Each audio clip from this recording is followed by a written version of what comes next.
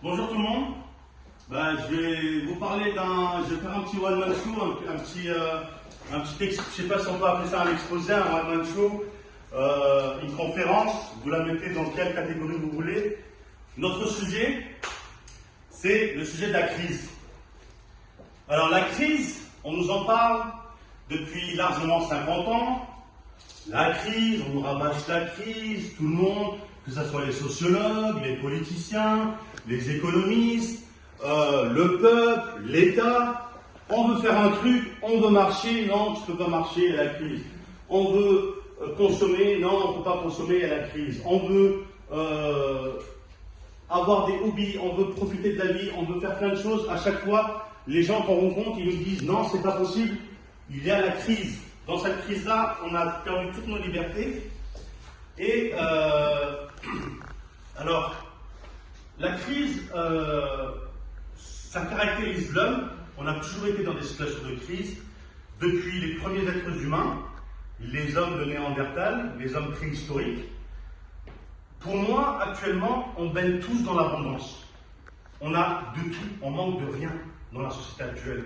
Alors pourquoi on rabâche sans arrêt l'expression de crise, le terme de crise? Alors c'était quoi la crise de l'homme préhistorique qui était dans sa caverne, qui n'avait pas d'eau, qui n'avait pas d'électricité, qui n'avait pas de logement, qui n'avait pas d'assainissement, qui n'avait pas d'eau potable? Il n'avait rien.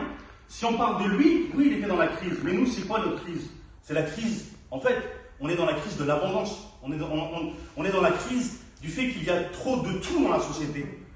On vit dans l'abondance matérielle et intellectuelle. Il y a des millions d'écrivains, il y a des centaines au moins, ou des milliers d'écrivains qui écrivent des livres. Les produits manufacturés et les produits alimentaires sont produits en quantité astronomique. C'est ça la crise.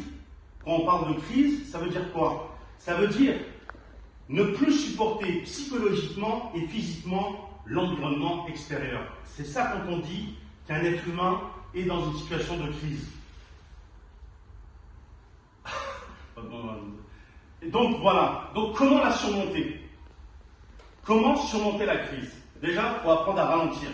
Il faut dire stop à l'accélération de la société. Il faut commencer à dire stop. Maintenant, je profite. Maintenant, je ralentis. Et ça, de nombreux économistes aussi en parlent. De nombreuses personnes en parlent. Ils disent qu'il faut savoir ralentir, qu'il faut savoir dire stop à l'hyperproduction, stop à l'hyperconsommation, stop à tout ça, profiter des expériences, profiter de la vie, savoir ralentir, savoir se reposer, savoir se ressourcer. Tout ça, c'est important. Maintenant, quand on parle aussi de la crise, je vois deux aspects. Je vois d'une part que 1% de la population mondiale détient entre 50 et 80% des richesses. 1% de la population mondiale détient entre 50% et 80% des richesses mondiales. C'est injuste. Plus personne ne veut produire et tout le monde veut consommer. Observez objectivement la société. Dans la société, il y a 20% de la population qui produisent effectivement. Raisonnez tous, chacun d'entre nous ici, raisonnez par rapport aux objets que vous avez chez vous, aux fauteuils, aux appareils électroménagers, à votre frigo, à votre lave-vaisselle, aux produits qu'il y a dans votre frigo, aux produits alimentaires, aux fruits et légumes. Je vous pose une question simple. Qu'est-ce que vous avez produit de tout ça? Est-ce que vous avez produit? Donnez-moi un seul exemple d'une chose que vous avez produit. La preuve est là qu'on ne produit rien. On participe à la production de par les métiers qu'on a dans la société, des métiers modernes, avocats, pompiers, électriciens, facteurs, médecins, comptables, moi-même comptable, mais on ne produit rien de manière effective avec son esprit et sa main de manière effective de A à Z. On participe comme dans une fourmilière à la production, on participe comme dans une fourmilière à l'élan de production, mais de A à Z, personne n'a fabriqué son lave-linge, personne ne fait pousser des bananes chez lui, donc de manière pratique, on ne produit plus rien. Et c'est ça la crise finalement. Sur cet aspect-là, je suis d'accord. Voilà, en tout cas, je vous conseille de lire 2 livres. C'est 2 livres qui vont vous éclairer sur sur la crise de l'abondance. Le premier livre, c'est de Jean-François Olivero, il me semble, si je me souviens bien. En tout cas, c'est la crise de l'abondance. Et le deuxième livre, c'est Non, ce n'était pas mieux avant. Non, ce n'était pas mieux avant.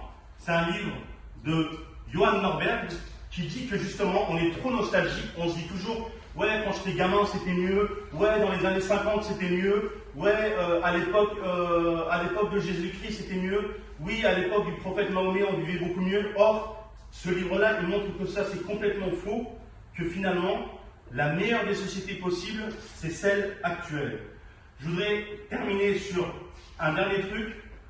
L'homme, depuis l'époque de Jésus-Christ, il y a 2000 ans de ça, depuis l'époque du prophète Mahomet, il y a 1400 ans de ça, on a toujours souffert. Si vous saviez dans quelles conditions vivaient ces gens, dans des conditions déplorables dans lesquelles la majorité vivait, je ne parle pas d'une minorité, mais d'une majorité, vous allez pleurer.